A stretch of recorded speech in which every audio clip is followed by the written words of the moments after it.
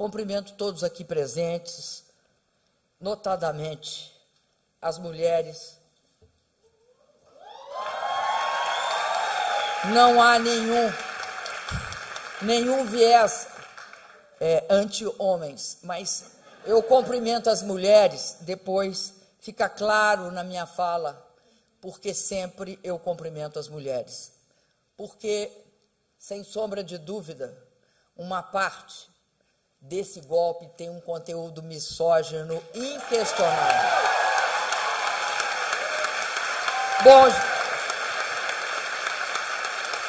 Bem,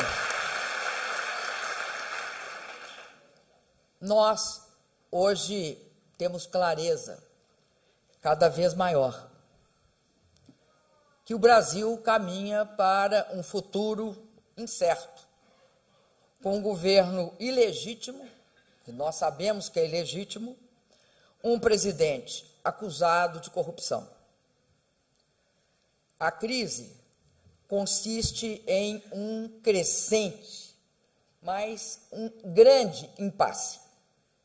Impasse entre o que pensa a população do Brasil,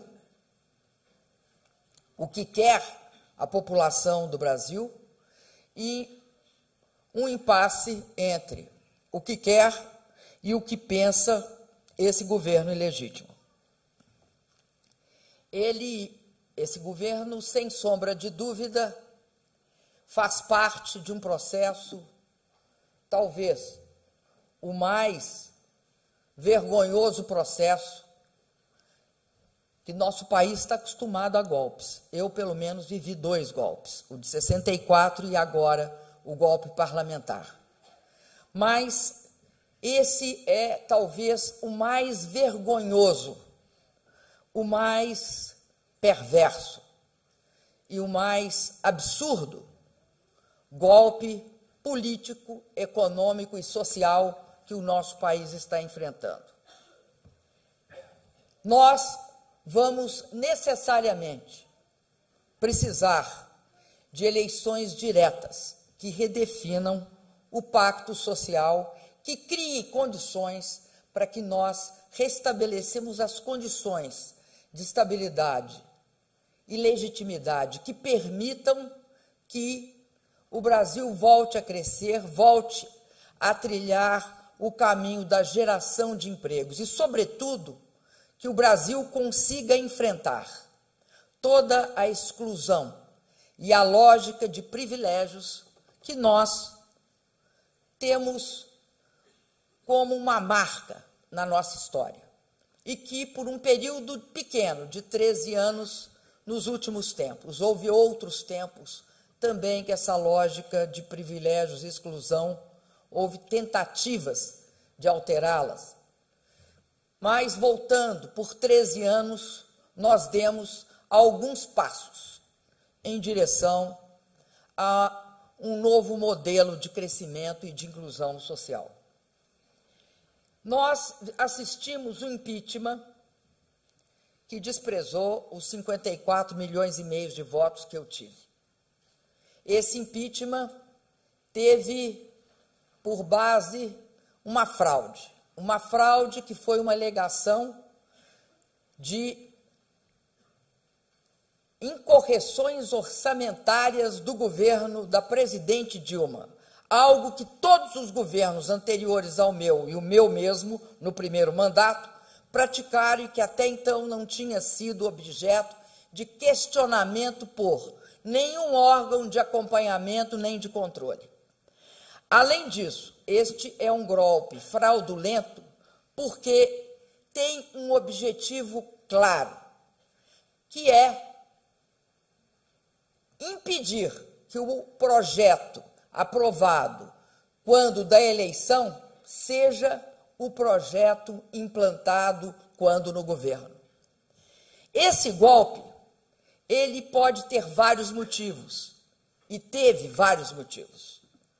Nós podemos dizer que tinha uma espécie de sintaxe, de descrição e de construção de um ambiente para o golpe através de processos misóginos, por exemplo, que opunham a minha condição de mulher à condição de qualquer outro presidente homem.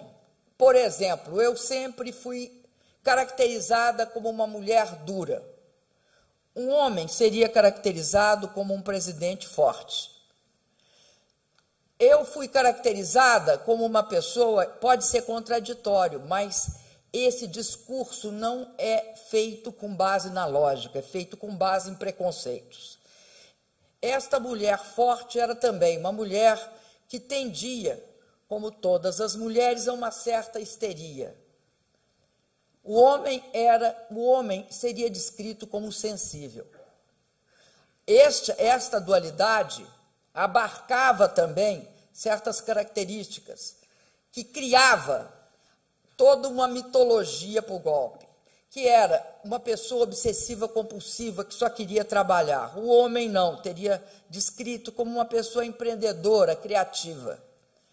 Todas as negatividades da minha condição de mulher foram colocadas dentro dessa narrativa do golpe. Mas não foi essa a razão fundamental do golpe.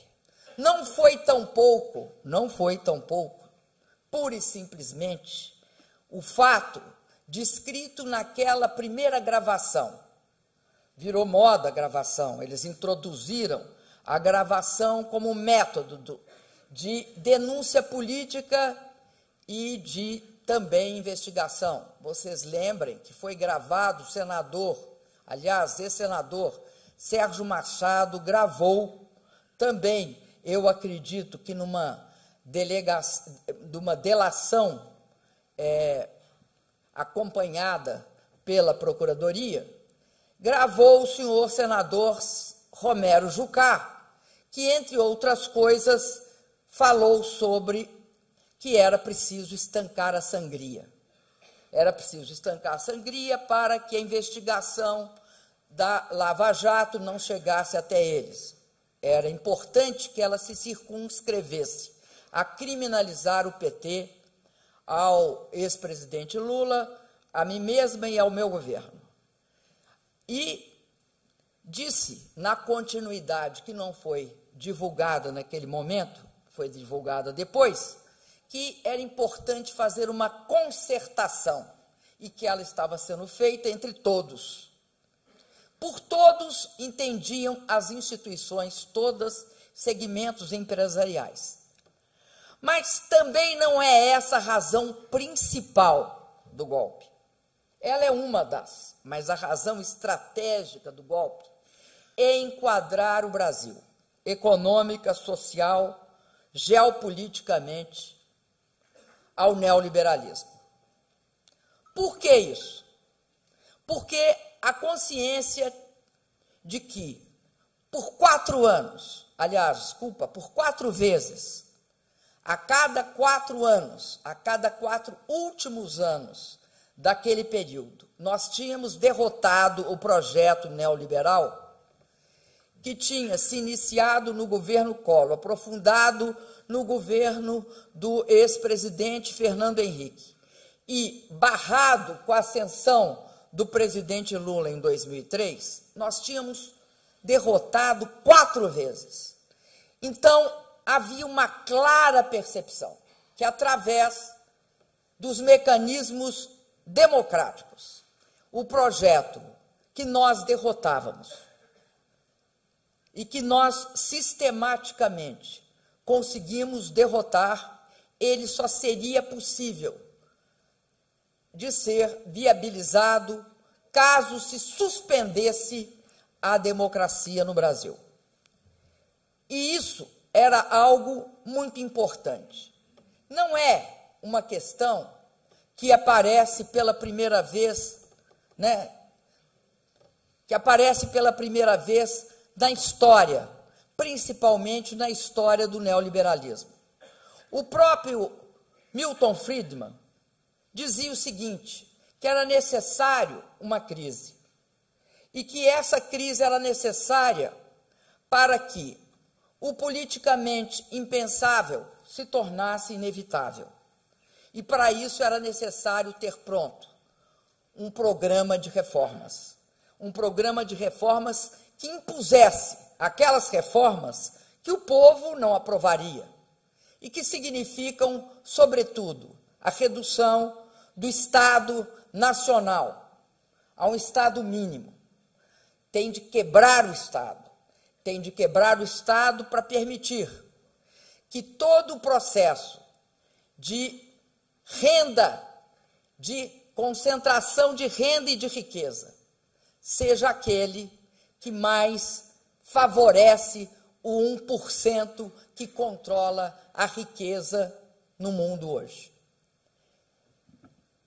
Esse processo, que tem início quando eles percebem claramente, no final das eleições de 2014, que, diante da crise, haveria necessidade de discutir como se construiria o conflito distributivo que sempre existe numa sociedade.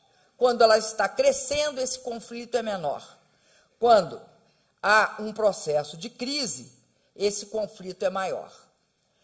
Como no Brasil, muitas vezes, como diz o Zé Simão, é o país da piada pronta, puseram um pato aqui na Avenida Paulista, um pato que tinha, parece 2 metros ou 6 metros, eu nunca soube, eu nunca vi o pato, mas era um pato amarelo.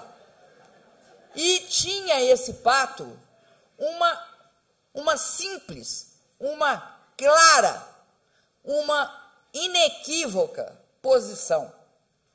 Não queremos pagar o pato, que é igual, não iremos contribuir para uma vírgula em relação à recuperação econômica do país.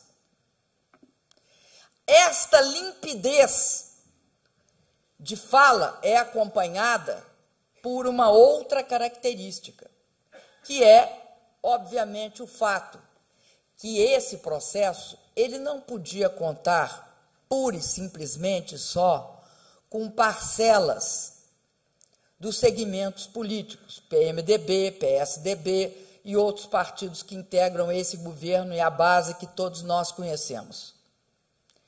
Só isso não daria caldo suficiente para se fazer um golpe. Era necessário, portanto, que houvesse outros interessados. E isso nós podemos facilmente encontrar nas 4 ou 5 famílias que controlam a mídia oligopolista familiar do nosso país. Extremamente interessada, e mais do que interessada, assumindo, de fato, um papel, alguns desses órgãos assumindo, de fato, um papel que pode ser qualificado como de um partido político. Não seria a primeira vez nem a última que um jornal ou um grupo de comunicação ou uma organização que controle rádio, televisão, jornal, mídia social, que tenha televisão por concessão e televisão através de TV fechada, que ela assumisse a condição de orientador, pensador político, pensador estratégico, de liderança e de tentativa de hegemonizar uma sociedade e de definir um pensamento político. Além deles, também os representantes do pacto.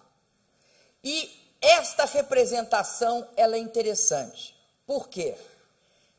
A mídia tinha de vender uma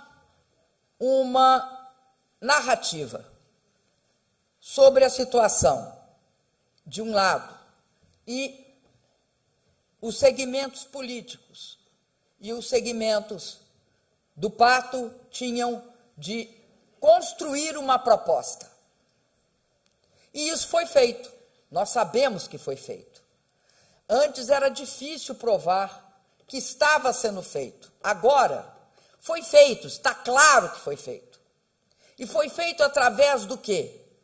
Primeiro, de dizer que o país quebrou.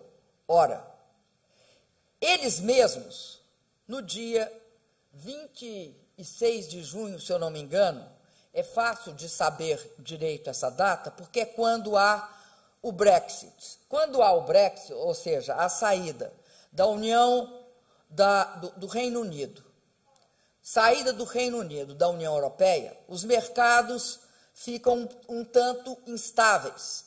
O Ministério da Fazenda do governo ilegítimo faz uma nota, e nessa nota ele diz que o Brasil tem uma imensa robustez, derivada do quê? Derivada do fato de ter 380 bilhões de dólares de reservas. Um país que tem 380 bilhões de reservas não quebra. Não quebra? Por que que não quebra? Porque tem todas as condições de honrar os seus credores, mas ele não tem credores. Ele tem, pelo contrário, ele é credor líquido. O Brasil é credor líquido. Como é que pode estar quebrado? Eles mesmos reconheceram que não estava quebrado. Eles mesmos reconheceram que o governo tinha um colchão de liquidez. Eles mesmos reconheceram em nota, claramente, que o governo tinha toda a robustez necessária para enfrentar qualquer turbulência internacional. Então, o que é que aconteceu? Não. Tinha de criminalizar os gastos sociais e os investimentos produtivos. Então, a culpa era porque gastaram demais. Nem isso é verdade, porque se você comparar os dados, verificará que não gastou demais. Gastou mais com algumas coisas, ou seja, com transferências sociais, transferências de renda e com política social de saúde e educação. É fato, gastou mais aí. E aí, qual era o projeto que se apresentava como aquele projeto de salvação do Brasil das garras dessa política que só pensava em fazer gasto social e subsídio para a população? Qual foi a saída? A saída é o vergonhoso, aliás, a vergonhosa emenda constitucional que congela por 20 anos todas as despesas primárias, saúde e educação em termos reais. O resto, que é saneamento, ciência e tecnologia, segurança, defesa, todas as demais podem, inclusive, se reduzir nominalmente. E mantém o pagamento de juros. Este projeto é o projeto neoliberal de enquadramento de duas coisas. Enquadra, primeiro, tire os pobres do orçamento. Enquadra a segunda questão, tire a população da decisão. Por quê? Porque é inconcebível que um Congresso congele por 5 presidentes da República o gasto orçamentário. Por quê? Porque é incondicional. O que é a base da eleição de um presidente? É onde ele vai gastar, como ele vai gastar, com que ele vai gastar. Se isso não pode ser discutido, acaba-se com a eleição, acaba-se com a participação eleitoral. Então, faz duas coisas. Tira os pobres do orçamento, porque quem precisa de investimentos, pobres e a classe média, ou seja, a maioria da população desse país, a maioria quase absoluta da população desse país, porque quem precisa de educação e saúde, quem precisa, não são os que representam uma porcentagem ínfima da população brasileira, são, de fato, os grandes interessados, o povo brasileiro. Além disso, vem com outras reformas que não tem nada a ver com reforma. São mudanças de modelo. No caso da Previdência, construir as condições nas quais a Previdência Pública passa a ser algo não muito eficaz, não muito atraente, portanto, cada vez mais inócua, e se criará necessariamente no lugar dela ou complementar a ela uma previdência privada, que nunca prosperou no Brasil como previdência de todos. A mesma coisa com as leis trabalhistas, é mudança de modelo, é não reconhecer que na relação capital e trabalho, o trabalho é a parte que se chama mais frágil e, portanto, precisa da presença do Estado, sim, para equilibrar o jogo. Retirar o Estado desta relação, tirando a justiça do trabalho, é, de fato, uma mudança fantástica no modelo. Por quê? Porque desde 43, esse é um processo que vem se construindo e é derivado da luta dos trabalhadores, que vai modificando esta relação e vai garantindo que o Estado impeça aberrações que nós sabemos que existem.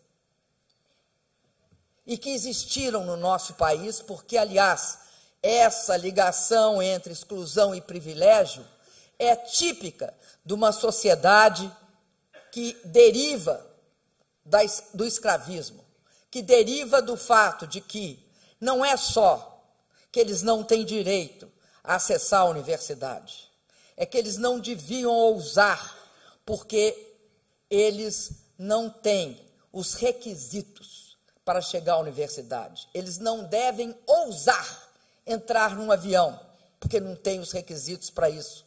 Por isso que diziam que nós estávamos transformando os aeroportos em verdadeiras rodoviárias. Todo esse processo é um processo que foi feito planejadamente, foi feito de forma determinada. Porém, deu errado. Por quê? Porque subestimaram tanto a crise econômica quanto a crise política que eles criaram.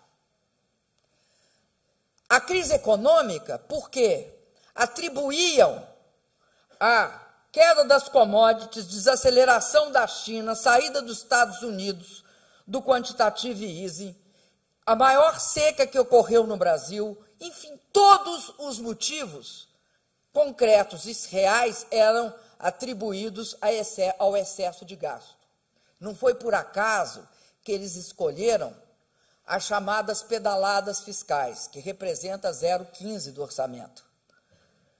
Não foi por acaso, era para criminalizar a política fiscal, para impedir que nós fizéssemos política anticíclica, para tornar a política anticíclica algo absolutamente nefasto e garantir que a tese do austericídio, ou seja, corte de gastos, fosse a vigente.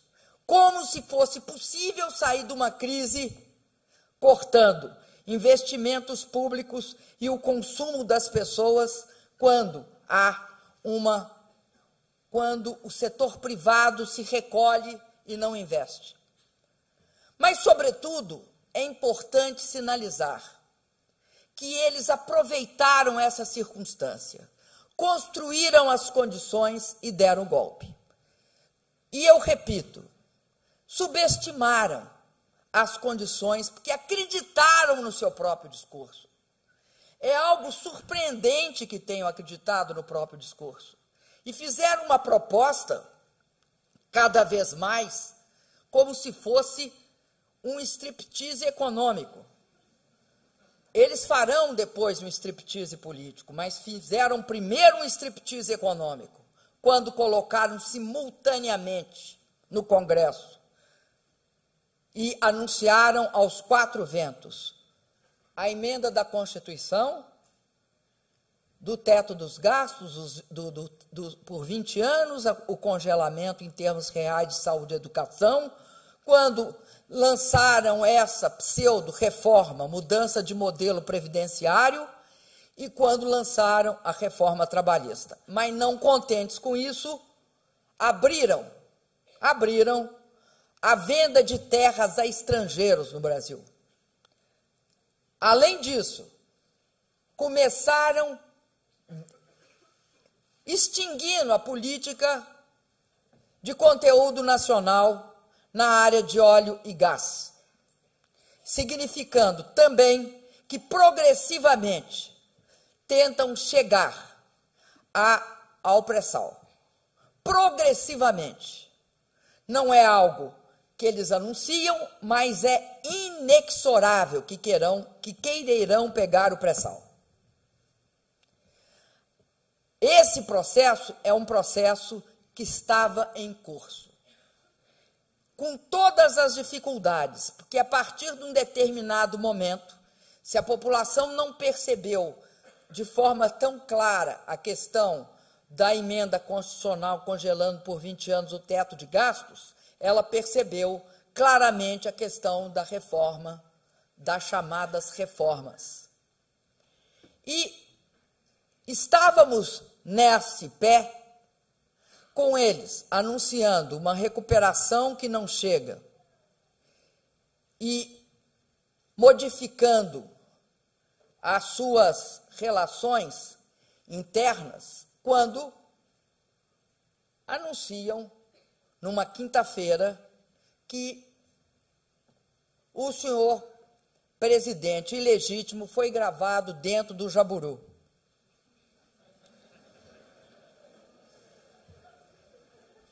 E, estarrecedoramente, também o ex-senador Aécio Neves, esse que entrou com processo no TSE só para encher o saco.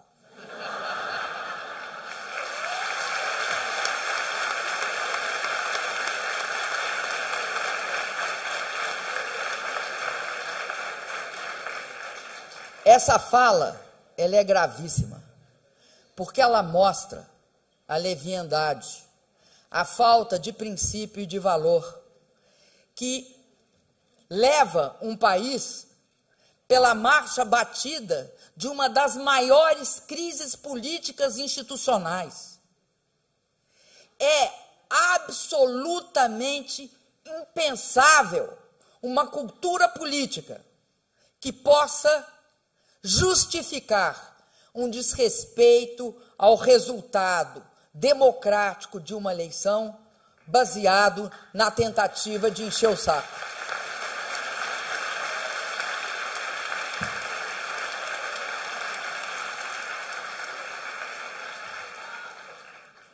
Mas, voltando, eu acho que o sintoma mais grave da crise política pela qual nós passamos é a absoluta paralisia político-institucional generalizada entre os golpistas, que ocasionalmente ocupam os poderes da República.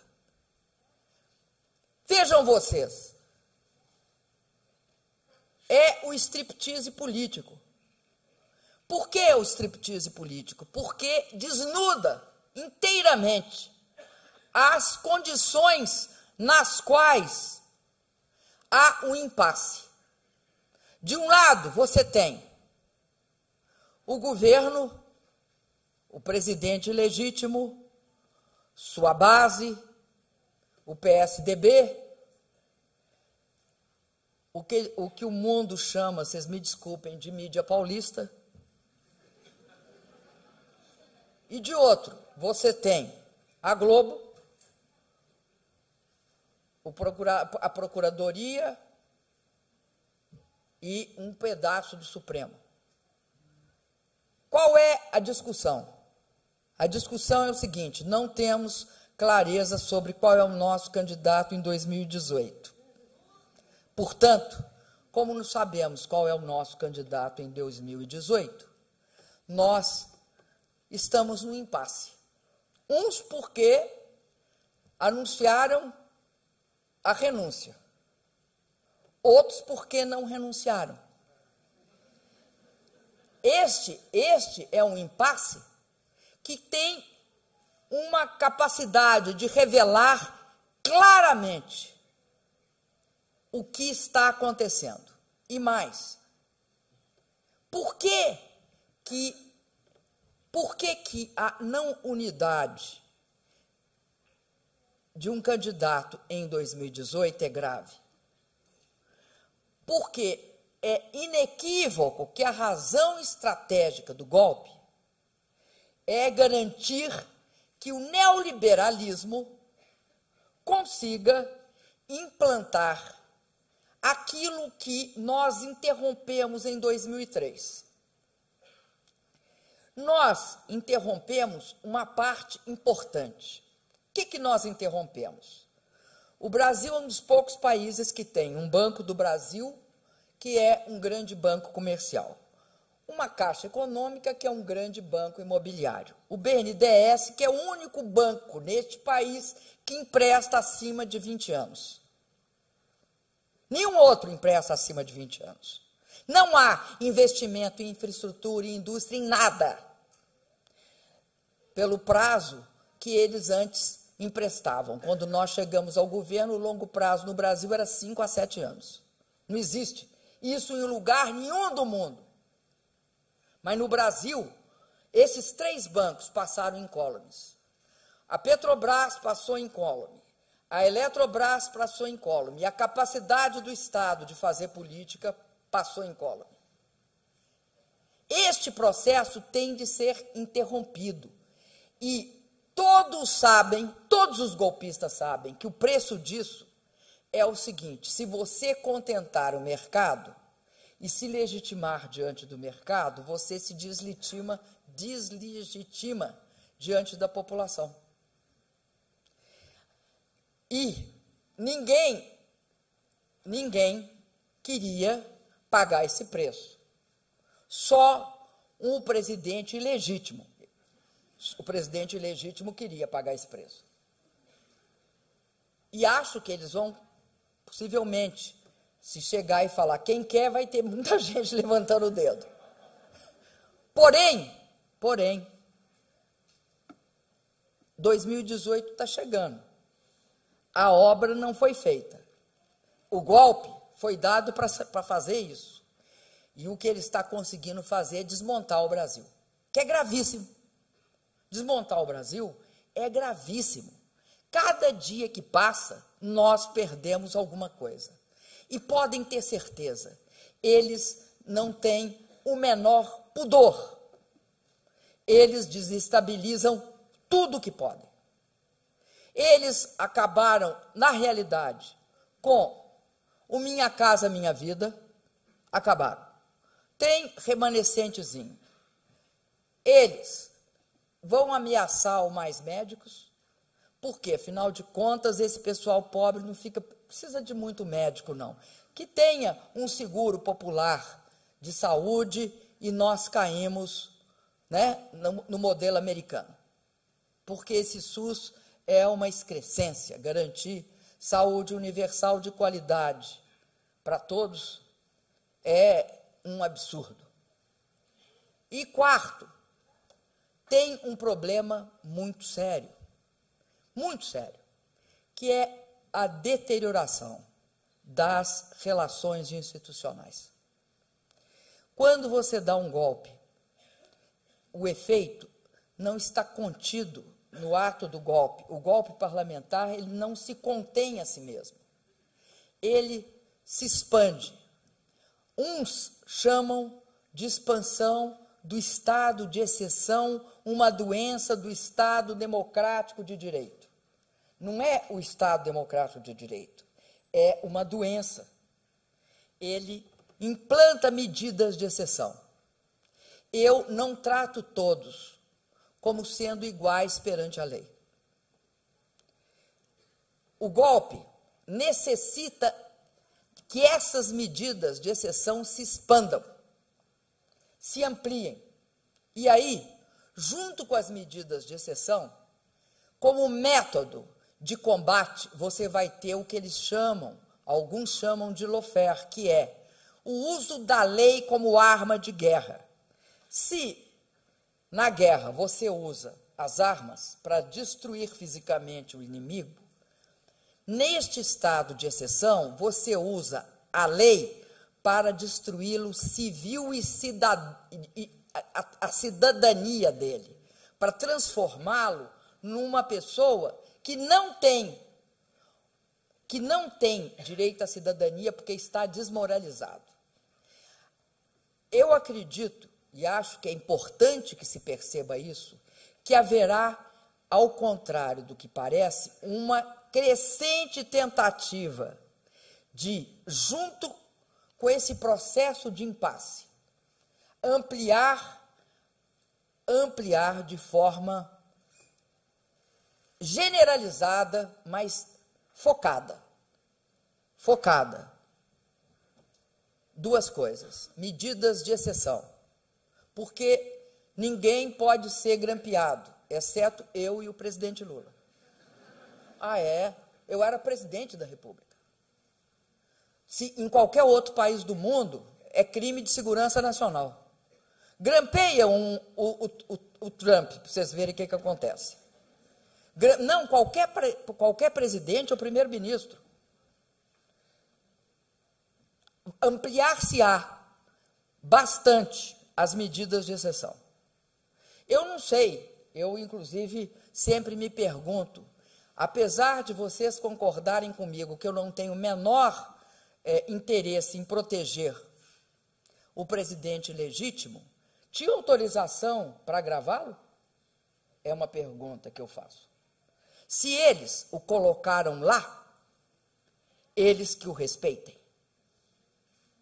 Porque não é uma questão dele, é uma questão relativa à condição de presidente. Eu não sei se tinha. Eu não entendi. Eu até agora não entendi. Não, eu tenho várias perguntas.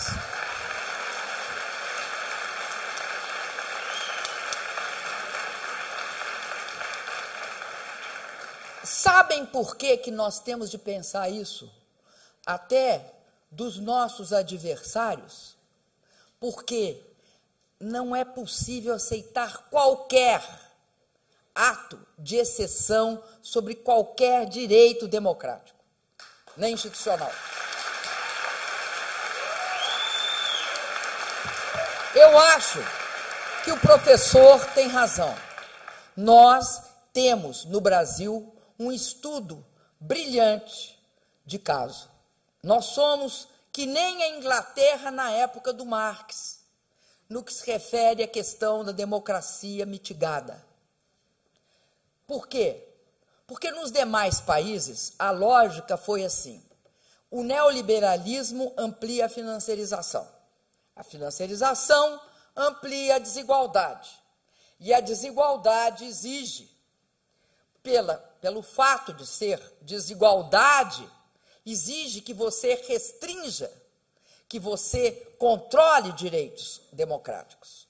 No Brasil, nós tivemos o neoliberalismo, nós não impedimos o neoliberalismo.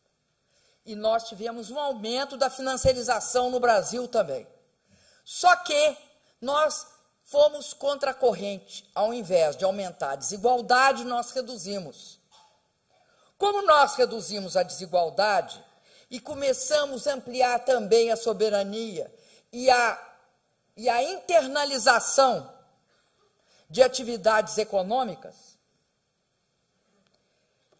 o que aconteceu foi, para impedir que ou seja, para permitir que o neoliberalismo se complete, que ele volte a instalar aqui a mais profunda desigualdade novamente, há que romper a democracia. Então, vem da democracia para cá. Rompe a democracia para tirar esses direitos. Por isso, eu digo para vocês, a questão democrática passa a ser central. É a questão democrática que vai articular a questão nacional, a questão social, a questão do desenvolvimento econômico e da geração de empregos. Não há como o Brasil ter qualquer hipótese de estabilidade econômica e política se não tiver um banho de legitimidade. Um banho de legitimidade que só advém, só tem um jeito dele ocorrer. Dessa vez, pelo menos dessa vez, que seja um pacto que passe pela população, pelo povo brasileiro. E não como foram as nossas transições. Eu quero dizer para vocês que uma coisa foi muito perguntada para mim pela imprensa internacional. A imprensa internacional queria saber como é que foi possível que houvesse um voto no parlamento naquele dia 17 de maio, quando a Câmara autoriza a investigação de impeachment, como foi possível ter um voto pela tortura, pelo torturador e pela ditadura militar no Brasil. Eu no início, me incomodou muito a pergunta. E eu acredito que um dos motivos fundamentais para isso foi a característica do nosso pacto democracia, aliás, ditadura para democracia na transição. Nós, ao fazer o pacto, perdemos as diretas já. Essa é a verdade. Nós perdemos. Então, não aprovamos a emenda Dante de Oliveira, certo? Então, o que aconteceu? Aconteceu o seguinte, a transição foi negociada por cima. E nessa negociação, houve a negociação da anistia, tanto para os torturadores quanto para os torturados. Ao ter esta anistia, você tem a sociedade, porque quem viveu sabia. Quem não viveu só sabe se a sociedade se purgar. Não tem outro jeito de saber. Por que é? Eu pergunto a vocês. Eu estive na Argentina 2,5 ou mais, ou 3 semanas atrás. Naquele momento, na Argentina, coincidiu a minha ida com uma discussão que era a chamada questão 2-por-1, que era, esta é uma lei para crimes comuns na Argentina, que a cada 1 ano de cumprimento de pena vale por 2. Eles queriam, uma parte da Suprema Corte Argentina queria levar o 2-por-1 para crimes políticos. E levaram.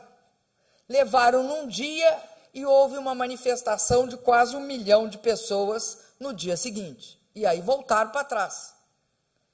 Na Argentina, este processo foi um processo feito por baixo, com idas e vindas, mas feitos por baixo.